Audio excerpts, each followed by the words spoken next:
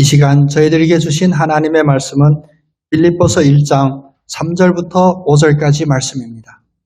내가 너희를 생각할 때마다 나의 하나님께 감사하며 간구할 때마다 너희 무리를 위하여 기쁨으로 항상 간구함은 너희가 첫날부터 이제까지 복음을 위한 일에 참여하고 있기 때문이라.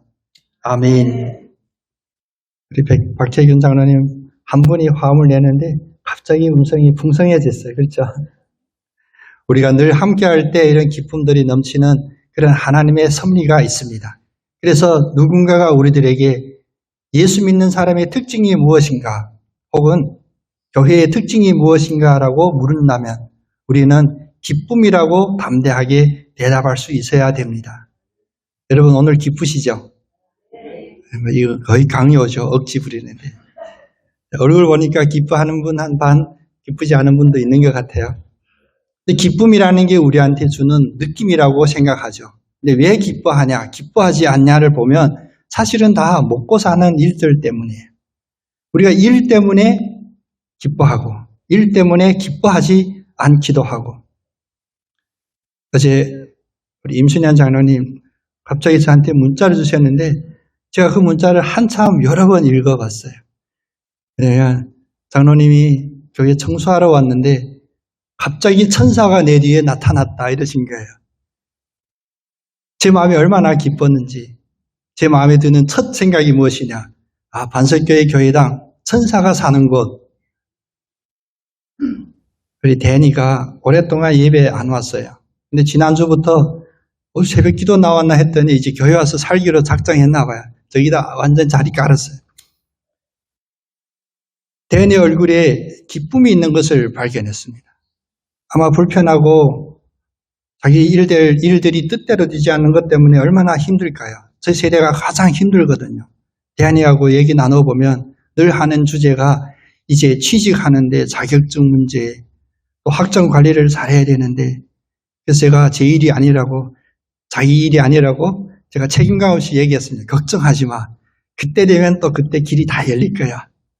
여러분 아멘이십니까? 네. 역시 자기 일이 아니면 아멘 안 하시네. 우리 현준이 새 가정도 지금 신랑 신부가 왔는데 현준이 결혼해서 살아보니 어때? 계획대로 잘 안 되지. 근데 계획대로 잘 안 된다고 다 실패한 일이 아니에요. 네. 계획대로 되지 않지만 일은 되고 있거든요. 누가? 하나님이 우리를 그냥 그대로 쉬게 하지를 않아요. 제가 방금 예배 전에도 교회 역사에 대해 강의해야 될 부분이 있어서 잠깐 훑어봤는데 교회 역사에서 가장 중요한 화제가 무엇이었냐면 이 하나님의 일하심에 대한 여러 가지 논쟁입니다. 두 가지로 나뉘는데 하나님이 일하신다면 나는 아무것도 안 해도 되지 않겠나. 여러분들 가끔 생각해봤던 그런 생각이죠. 기왕 하나님이 다 하신다면 난 그냥 자빠져 누워 있어도 되겠네. 한번 그렇게 해보십시오.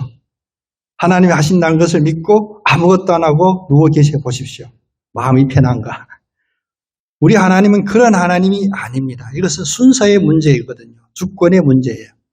하나님의 우리의 모든 일을 주장하시고 이끌어주시고 성취되게 하시면서 우리를 그 속에서 하나님의 그 일하심을 보고 듣고 느끼고 믿게 하는 이 일이 가장 중요합니다. 오늘 5월이 가정의 달이라 사실 인간이 정한 어떤 규칙이긴 하지만 그런데 그런 분위기가 된 것 같아요. 우리 허정열 장로님 옆에 혹시 누구 손녀? 네. 장로님 얼굴 딱 보니까 손녀인 줄 알았어요.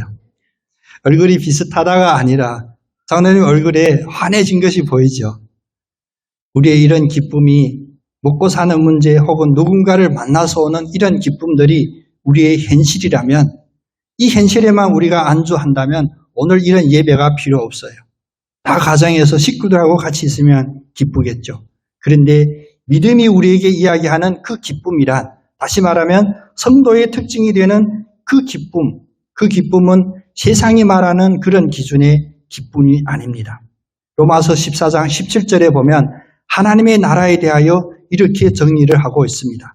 로마서 14장 17절 하나님의 나라는 먹는 것과 마시는 것이 아니요 오직 성령 안에 있는 의와 평강과 희락이라. 희락, 기쁨. 하나님 나라는 기쁨의 요소가 있다는 것입니다. 그런데 이 기쁨은 어디에서 오나? 먹고 마시는 일에서 오는 것이 아니라 오직 성령 안에 있을 때 이 기쁨이 우리에게 임한다는 것입니다. 세상은 일 때문에 기쁜 일, 슬픈 일로 나누지만 우리는 성령 안에 있는지 아는지로 말미암아 우리의 기쁨이 정해진다는 것입니다. 때론 아프기도 하죠. 때로는 내 마음을 아프게 하는 일도 생기죠. 때로는 내 계획대로 되지 않는 일들도 있습니다. 그리고 가장 힘든 것은 누군가가 나를 배반하는 것. 전문용어로 뒤통수 친다. 이런 일을 당했을 때 우리에게는 가장 슬픈 일이지만 우리가 오직 예수 그리스도를 믿는 이 믿음 안에서 성령 안에서 하나님이 일하심이 우선이라면 우리는 항상 기뻐할 수가 있습니다. 이것은 절대로 세상이 말하듯이 논리가 없고 제정신이 아닌 그런 고백이 아닙니다. 사도 바울이 고백했던 항상 기뻐하라. 그 근거는 바로 성령 안에 있었고 그가 하나님 나라의 그 기쁨을 누렸기 때문입니다. 오늘 빌립보서 말씀을 그 시작을 보면 3절 말씀에 내가 너희를 생각할 때마다 나의 하나님께 감사하며 라고 합니다. 여러분 우리 장로님 미국에 멀리 있는 우리 손주들 많잖아요. 하나하나 이름 부르면서 생각하면 손주들 생각하면 첫 번째 드는 느낌이 무엇일까요? 그냥 웃음이 나오는 거예요. 그냥 상상 속에서 기뻐하게 되는 거예요. 우리 현준이네 새 가정을 꾸리고 가정 하나 이루는 게 쉽지 않죠. 살아야 될 집도 있어야 되고 매일 먹고 마셔야 될 음식도 있어야 되고 돈도 있어야 되고 그러면 우리 송문사님이 현준이를 위하여 생각한다 그러면 첫 번째 오는 느낌, 생각들이 무엇일까요? 엄밀히 말하면 기쁜 일, 기쁘지 않은 일로 구분하기가 쉬워요. 근데 오늘 이 말씀이 모든 부모님들과 특별히 가정의 달을 맞이하는 우리의 마음에 반드시 새겨지기를 원합니다. 누군가를 생각할 때 기쁨 먼저 하나님께 감사하며 라는 이 마음이 생기기를 원합니다. 우리의 마음에 누군가를 생각할 때 하나님께 감사한 그런 마음이 있기를 원합니다. 오늘 사도 바울이 빌립보서에 이 편지를 쓰는 그 상황이 결코 기뻐할 수 있는 상황이 아니었죠. 감옥에 갇혀 있습니다. 자기 운명이 이제 어떻게 될지를 자기 자신도 가늠할 수 없는 그런 상황 속에서 밀폐된 상황, 묶여있는 그 상황 속에서 그는 기쁨으로 따지는 것이 아니라 기쁨이 근원이 되는 하나님께 감사함을 먼저 붙잡았다는 것입니다. 사실 예수를 믿는 사람이나 예수를 믿지 않는 사람이나 이 세상에서 나그네의 삶을 산다면 그 누구나 다 슬픈 일도 있고 눈물 흘릴 일도 있습니다. 아플 때도 있고 주저앉을 때도 있고 그래서 예수 그리스도를 믿는 기독교인들이 결코 슬픔이나 눈물을 무시해서는 안 됩니다. 당연히 우리의 삶에도 이것이 있습니다. 성경은 이것을 더 심하게도 이야기해요. 시련도 있을 것이고 고난도 있을 것이다. 다시 말하면 우리가 예수 그리스도를 믿는 것은 우리가 이 세상에서 모든 고난과 눈물과 슬픔을 피하려고 도피처로 예수 그리스도에 안긴 것이 아닙니다. 똑같이 같은 상황에서 감옥에 갇히기도 하고 매를 맞기도 하고 조롱받기도 하고 또 오해받고 공격당하기도 할지라도 하나님께 감사하노라 라는 이 믿음의 고백이 선행이 되었을 때 이제 빌립보서 전체에 충만해 있는 그 기쁨, 세상이 알지 못하는 그 기쁨을 받을 수 있는 것입니다. 이 시간 하나님께 감사하노라라는 이 고백으로 다시 우리의 마음을 돌아보면 그래, 그렇지. 내가 기뻐함이 바로 하나님께 감사해야 될 그 은혜를 받았으니 기뻐했지 라고 할 겁니다.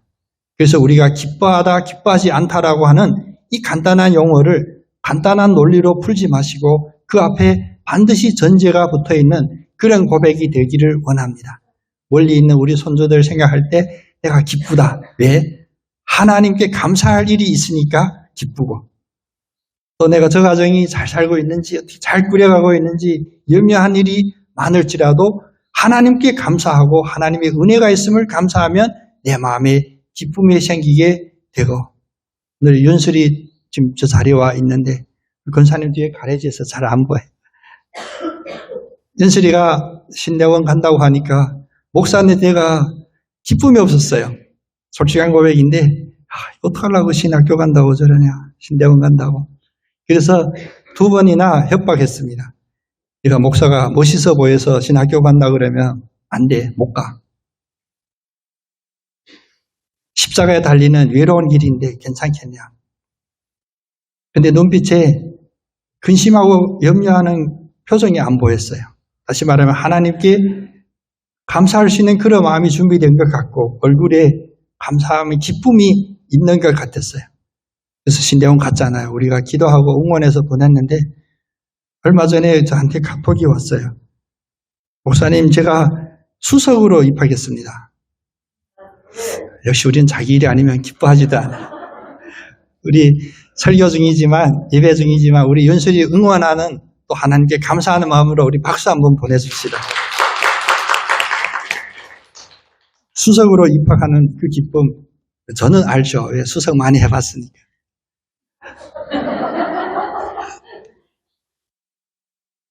수석으로 입학하면 기쁜 일이 많습니다. 왜? 일단 등록금이 걸려 있거든요. 그래서 물론 대학원은 등록금이 지금 많지 않다고 알고 있는데 학부 같으면 수석하면 전액 장학금이에요. 그래서 열심히 어디가 알바하는 일보다 공부 열심히 해서 이중으로 복 받는 게 더 낫습니다. 물론 수석하기가 쉬운 일은 아니겠지만. 근데 이런 일이 우리가 일에만 집중하면 사도 바울은 절대로 감사하거나 기뻐할 수 있는 상황이 아니에요. 모든 일이 다 답답하고 풀리지 않고 어둡고. 그런데 하나님께 감사한다라고 하는 이 믿음이 있으니까 모든 상황이 다 기쁨으로 보이게 됩니다. 우리의 마음에도 이런 기쁨이 있기를 원합니다.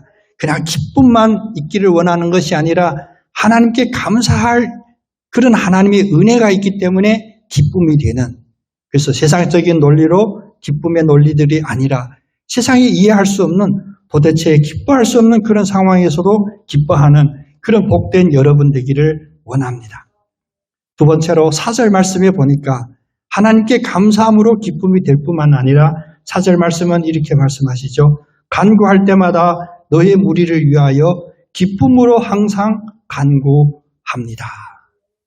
기도할 때마다, 누군가를 위하여 중보 기도할 때마다 기쁨으로 기도할 수 있습니다. 다시 말하면 누군가를 위하여 중보할 때, 누군가와 함께할 때 또한 기쁨이 생긴다는 것입니다. 사실 이 세상은 살벌한 세상이죠. 여러분 다 경험이 있으시겠지만 일단 이 세상을 주재하고 있는 사상, 이념 자체가 우리가 쉽게 생각하는 좌나 우나 이런 논리가 아니에요. 더 근본적인 논리는 무엇이냐? 바로 하나님의 창조를 거부하고 모든 것은 진화한다고 하는 이런 진화론적인 사상이 이 세상을 지배하고 있습니다. 다시 말하면 하나님의 창조를 거부하고 하나님의 섭리를 거부하는 그런 이념이 우리를 지배하고 있거든요. 그러면 진화이론, 진화론, 그 실질은 무엇입니까? 열심히 살면 잘 될 거다. 그런 논리가 아니에요. 진화론의 핵심은 바로 양육 강식입니다. 강자가 약자를 잡아먹는 거예요.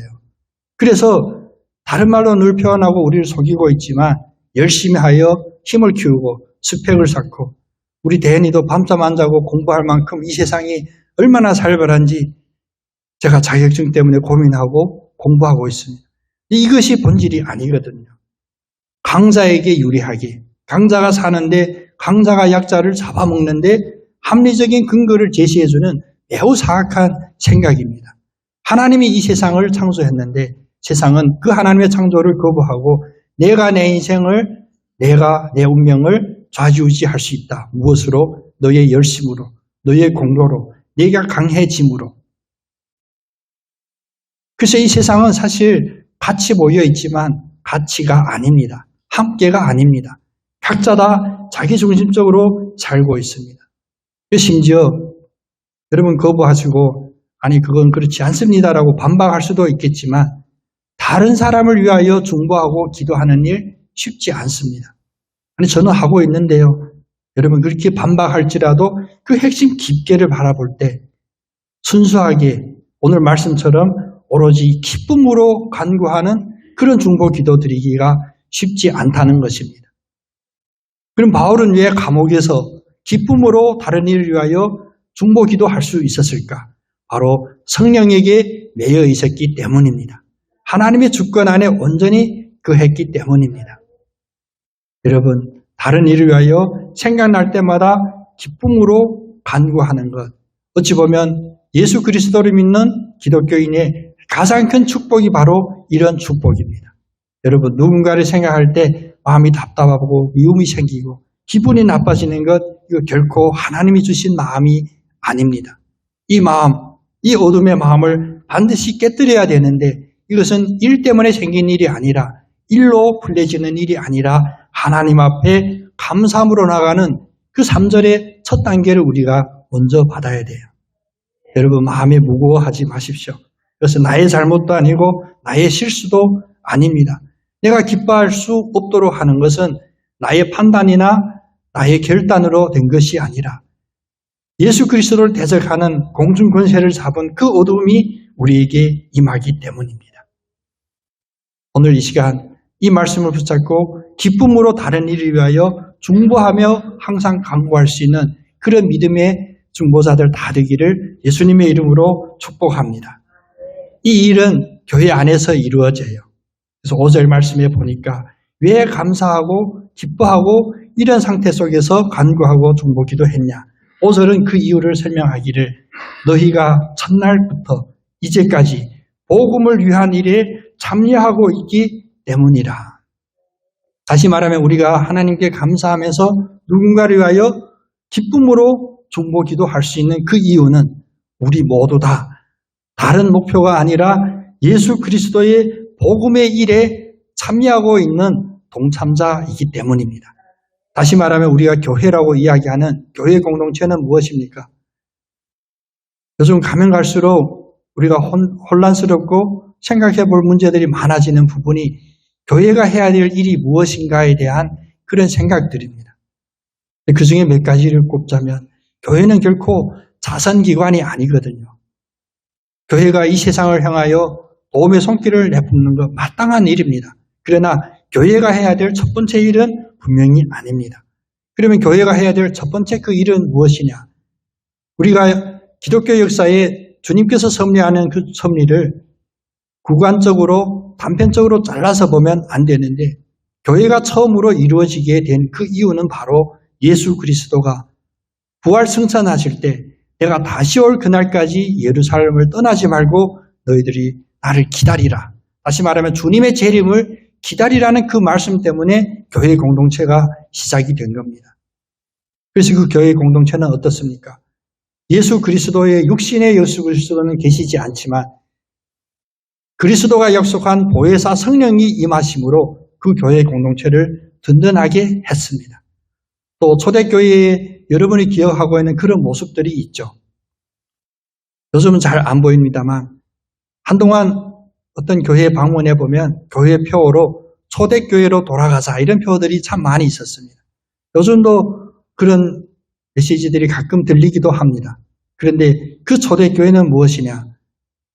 엄밀하게 두 가지로 나뉘는데 초대교회처럼 예수님의 다시 오심을 간절히 기다리는 그런 믿음의 공동체를 원하는 마음이기도 하겠지만 또 다른 하나 교회가 하는 그 기능 때문에 예를 들면 초대교회가 자기가 가진 모든 것을 다 교회로 갖고 와서 이제 네 것 내 것이 없이 다 필요에 따라 사용하는 그런 교회의 기능을 원하여 초대교회로 돌아가자라고 한다면 그것은 절대적인 잘못입니다. 오착입니다. 그럼 초대교회가 모든 물건을 통용하고 같이 가진 것 역사적인 사실이 아닌가요? 맞습니다. 역사적인 사실이에요. 근데 그 초대교회는 2000년 전에 그 교회는 왜 그렇게 할 수가 있었냐? 그들은 예수 그리스도가 금방 다시 돌아오실 거라고 생각했거든요. 예수님이 내일 오신다고 그러면 여러분도 아마 그런 결단과 용기가 있을 겁니다. 예수님이 내일 오신다면 내가 지금 갖고 있는 이런 물건 10년, 20년 쓸만한 그런 물건이 아무 의미가 없거든요. 다 교회를 갖고 와서 나눌 수가 있어요. 그런데 사도 바울부터는 예수님의 재림이 점점 늦어짐을 느끼게 됐어요. 예수 그리스도는 언제 재림하시냐? 우리는 알 수가 없습니다. 그러나 누구나 다 알 수 있는 것은 바로 지금 이 순간 금방 임하지 않을 것 같다라는 그런 느낌이 있었어요. 그래서 초대교회보다 로마 제국의 핍박을 받는 그 교회보다 오히려 2023년 누구나 우리를 핍박하지 않는 지금 우리의 신앙의 모습들이 더 힘들 수도 있습니다. 눈에 보이는 핍박 앞에는 우리가 순교의 결단으로 나아갈 수가 있겠지만 특별히 저처럼 이렇게 좀 엄하게 야단치는 그런 거 잘 못하잖아요. 누가 교회 주일날 빠졌는가 봐요. 왜 주일날 예배 안 나오셨습니까? 이렇게 다구치지 않는 이런 목사를 만나면 더 힘들어요. 신앙생활 하기가. 그렇죠? 네, 우리 김 권사님 만나면 하죠. 차라리 북한 공산당이 와서 창 들고 협박하면 너 예배 참석하면 죽일 거야 하면 우리는 결단할 수 있습니다. 순교의 각오로 난 예배 자리에 나가겠다. 근데 요즘처럼 평안하게 살 때 또 교회가 하도 많잖아요. 제주에도 복음화율은 낮지만 제가 요즘 제주 기독교 연합회에 이렇게 같이 일해보면 500개가 넘어요. 교회가. 교회 숫자로는 결코 적은 숫자가 아니거든요.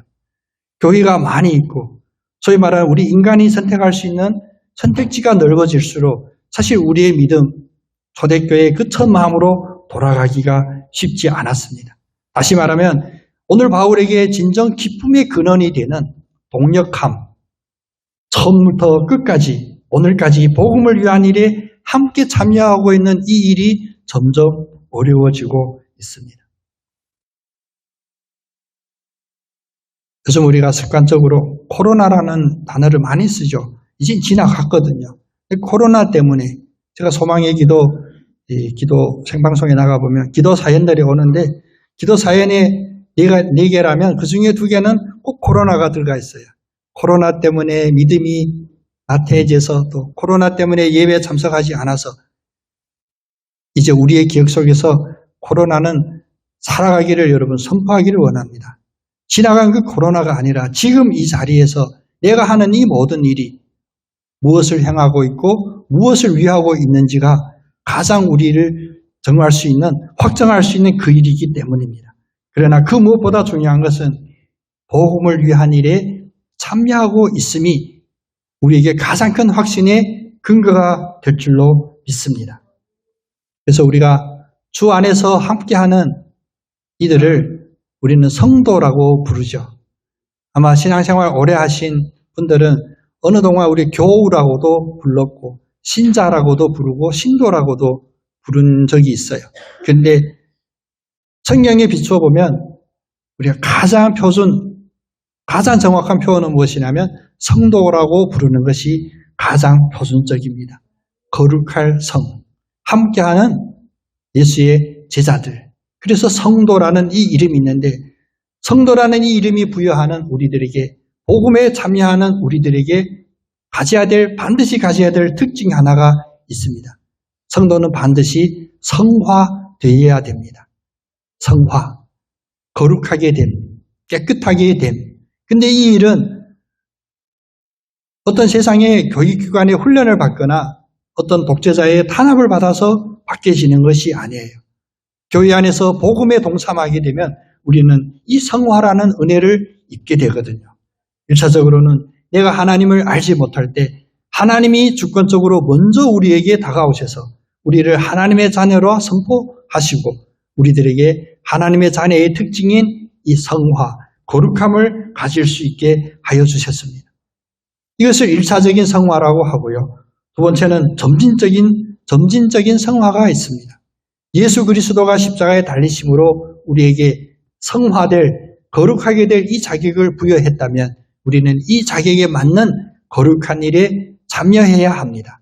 그것이 바로 오늘 5절에서 말씀하신 복음을 위한 일에 참여하고 있는 그 일입니다. 여러분, 내가 복음에 참여하는 일, 우리의 인간의 지혜와 판단으로는 먼저 계획을 낼 수가 없어요. 우리가 알지 못합니다. 그래서 우리가 기도할 때마다 늘 간구하잖아요. 하나님의 그 뜻에 따라 행하기를 원합니다. 그런데 내 원대로 되지 말고 하나님의 뜻대로 되기를 원합니다.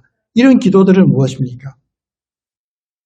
점진적으로 성화되는 이 과정도, 복음에 참여되는 이 일도 내 계획으로, 내 판단으로 설계되는 것이 아니라 이 일에 내가 참여하겠습니다라는 이 믿음의 고백으로 말미암아 앞서가시는 하나님께서 인도해 주십니다. 그래서 데살로니가 전서 5장 23절, 24절에 보면 점진적으로 성화하고, 다른 말로 우리를 성도답게 거룩하게 하시는 하나님의 그 섭리를 다음과 같이 이야기하십니다. 데살로니가 전서 5장 23절, 24절. 평강의 하나님이 친히 너희를 온전히 거룩하게 하시고 또 너희의 온 영과 혼과 몸이 우리 주 예수 그리스도께서 강림하실 때에 흠없게 보존되기를 원하노라. 너희를 부르시는 이는 미쁘시니 그가 또한 이루시리라.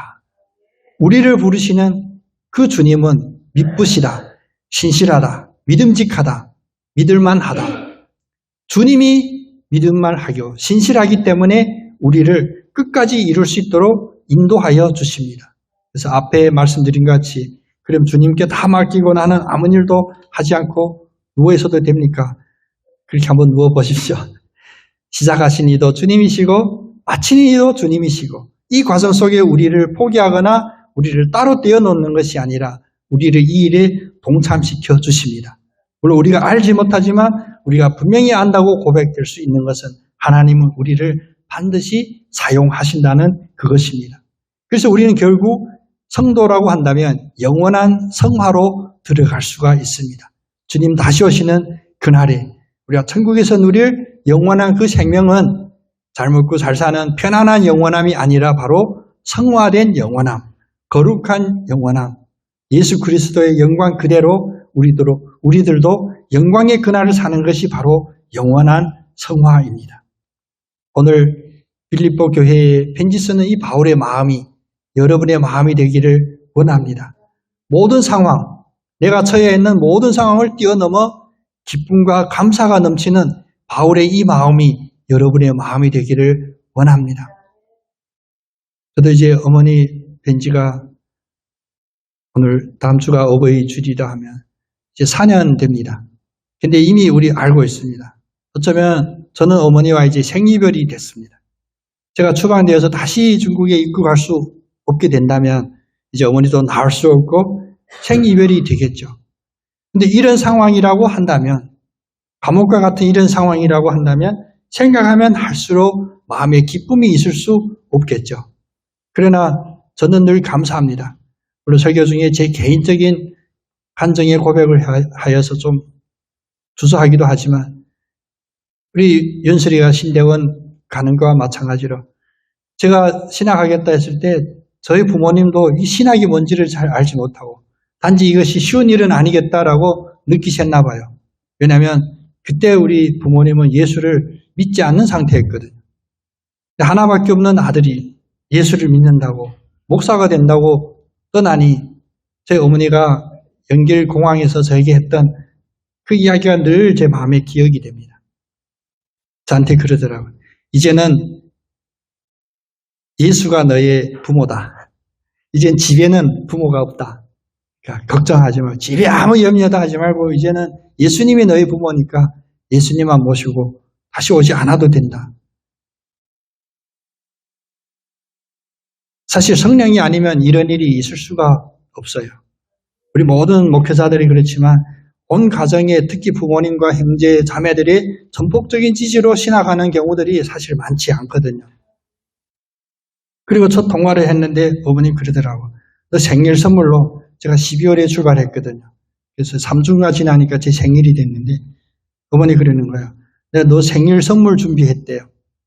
그래서 아니 뭐 보내줄 수도 없는 생일 선물 뭘까? 뭔데요? 했더니 생일 선물로 교회에 나갔대요.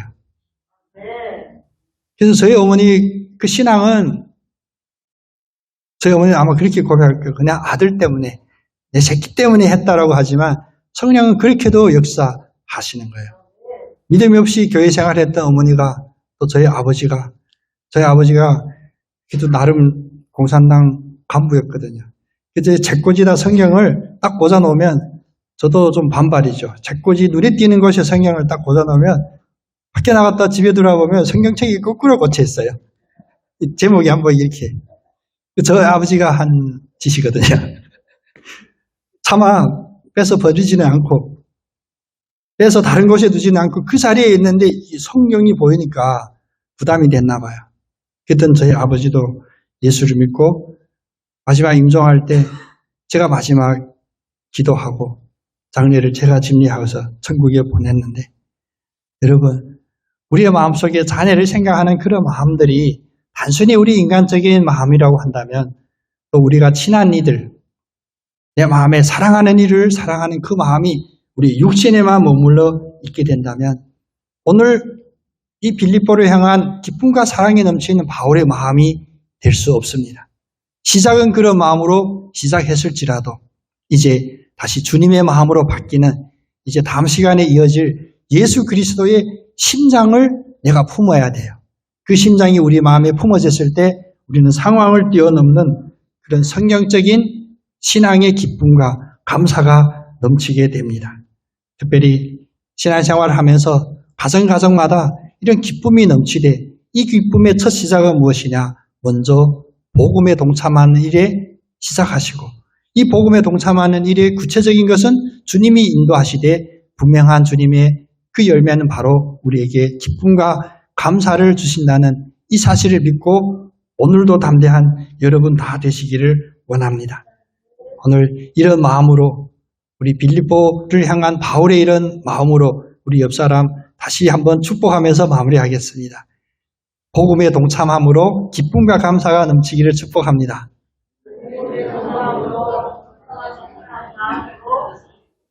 아멘.